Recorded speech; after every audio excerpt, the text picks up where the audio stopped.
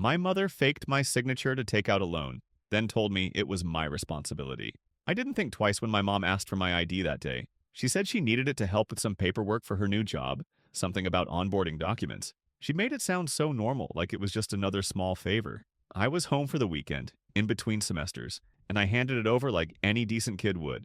I didn't even ask for it back when I left. I thought, it's my mom. Why would I ever need to worry? A few months later, I started getting weird letters from a bank I didn't recognize. I ignored the first one. The second one said something about a missed payment. I figured it was spam.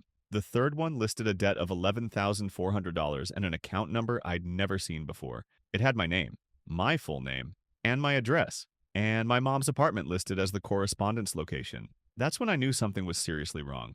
I didn't even have a bank account with that company. I'd never taken out a loan. I was a full-time student with barely $800 to my name. I called the number on the notice, gave them my details, and the guy on the phone calmly explained that I had taken out a personal loan 5 months ago. He read off my name, birthday, and social security number like it was just another Tuesday. I hung up the phone and sat on the floor for an hour. Not on a chair, not pacing, just sat on the damn floor. I felt like someone had broken into my life and stolen something I didn't even know was vulnerable. Then I called my mom.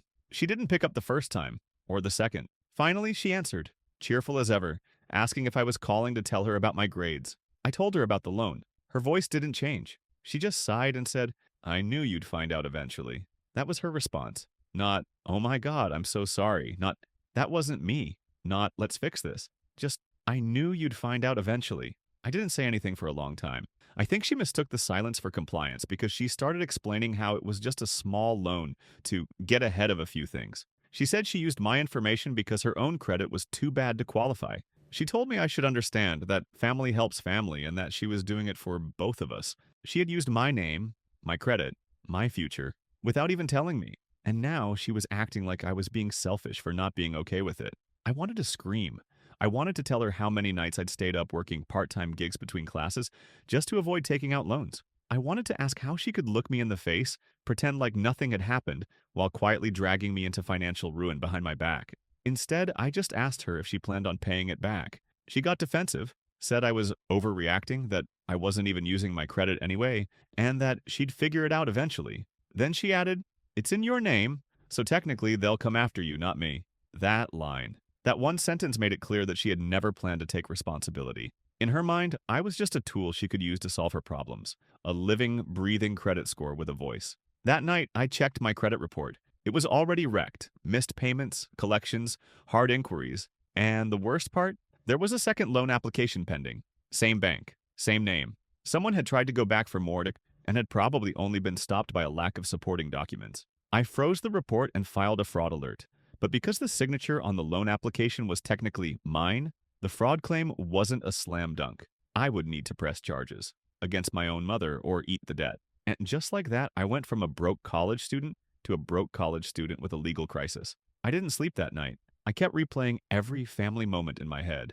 Birthdays, hugs, holidays, trying to connect that version of her to the woman who forged my name and said I owed her for it. What would you do if someone in your family stole your identity and expected you to fix it? After that phone call, I couldn't look at her the same way. I didn't tell anyone what happened at first. Not my friends, not my girlfriend, not even my dad. And they're divorced, so I didn't want to drag him into it unless I had to. I was still hoping for some reason that she'd come to her senses, apologize, offer to fix it. Instead, she doubled down. A few days later, I got a call from my aunt. She asked if I was okay and then slid into this weird guilt trip, saying I shouldn't punish my mother for trying her best. I didn't even know what she meant at first until she mentioned the loan. My mom had already told her. Not about the forgery, just that she took out a loan for both of us, and that I was being difficult and dramatic because she needed a little help. She made it sound like I was some selfish brat who couldn't handle his own mother borrowing money. She left out the part where she stole my identity and tanked my credit. That's when I realized I was on my own. She wasn't just avoiding responsibility, that she was rewriting the story to make herself the victim. So I did what I had to do. I stopped hoping she'd do the right thing and started gathering every piece of proof I could get. First, I ordered copies of the loan application, the account statements, and any documents with a signature. The signature didn't look like mine, not really, manya, but it was close enough that a bank clerk probably wouldn't question it. I compared it to my actual ID signature, took photos, highlighted the differences. Then I went back through my email and text to find the exact weekend she asked for my ID. I found the message. I found the date. I even had a time-stamped photo from that weekend showing I was in a different city than the bank branch the loan was taken out from. I saved all of it. Next, I contacted a consumer protection lawyer. I didn't think I'd even get a reply, but one of them emailed back and agreed to look at everything. He told me the truth, that this kind of thing happens more often than people think, and that the hardest part isn't the law, it's the family. I asked him if I had to press charges. He told me I didn't have to, but that without it, the bank would most likely hold me liable unless I could prove beyond a doubt that I wasn't involved. That meant affidavits, investigations, interviews, and even then there was no guarantee my credit would be restored anytime soon. And guess what? During all of this, my mom kept pretending like nothing was happening. She sent me a birthday card with $50 in it like she hadn't wrecked my financial future. She tagged me in Facebook posts about family first. She even had the nerve to show up at my campus unannounced and try to talk. I didn't let her in. I watched her from the window as she stood there pretending to cry, not because she was sorry, but because her narrative was falling apart. So I filed the police report. I sat in a tiny office in a downtown station, gave them my statement, handed over a flash drive with all the documents, and told them the whole thing. The officer didn't say much, just took notes and said they'd follow up. I left feeling hollow, like I'd just signed a contract to be the bad guy in my own family. A week later, my phone started blowing up. My aunt again, then my cousin, then my older brother. She had told them I was trying to put her in jail over a misunderstanding. Suddenly, I was the monster, the cold-hearted son who couldn't forgive a struggling single mom. I got messages calling me selfish, telling me I owed her, that I'd regret this when she was gone. One of them even said, "It's just money. You don't destroy your own blood over money." But it wasn't about money anymore. It was about the line she crossed, about the fact that I was finally seeing her for who she really was. Not a helpless mom trying to survive, but a manipulator who played the victim to dodge accountability. And the deeper I looked, the more I found. There was another loan, this one denied, but she tried to apply for it 2 weeks after I first confronted her. Still using my name. She hadn't stopped. Not even after I told her I knew. Would you press charges against a parent who stole your identity, even if it meant tearing the family apart? The investigation took months. It wasn't a fast fix, not like I hoped. During that time, I stopped taking calls from anyone connected to my mother. If it wasn't my lawyer, the bank, or someone with real information, I didn't answer. I moved off social media, changed my number, blocked half my family. She made sure to weaponize that too. I found out through a friend back home that she was telling people I cut her off for no reason, and that she was devastated by my betrayal. Every time someone believed her, I lost another piece of family, but honestly, it made things easier. I wasn't in the mood to explain the difference between a mistake and deliberate fraud to people who didn't want to hear it. A month later, I got the results from the handwriting analysis. My signature on the loan forms didn't match my verified signature on official IDs. Not even close. That was my leverage. The bank finally accepted the report and marked the account as disputed. But just when things looked like they might get resolved, my mom did something I didn't see coming. She filed a complaint against me, said I was harassing her, trying to ruin her life, and spreading lies. She said I forged the signature myself and was blaming her because I didn't want to pay the loan. She filed it through a local mediation board, probably hoping to scare me into backing down. It didn't work, but it complicated everything.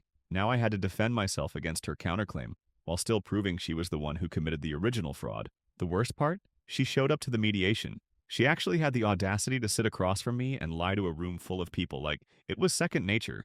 She cried, said I'd always been ungrateful, said she only wanted to give me a better life. She kept spinning this story like she was some martyr mother who had no other choice. I didn't say much. I didn't need to. I had timestamps, documents, signed affidavits, copies of every communication. The mediator barely let her finish before saying the case was being dismissed on her end, and that the fraud investigation would continue. She stormed out. No apology, no regret, just rage that her tactic didn't work. That was the last time I saw her. In the end, the loan was wiped from my record.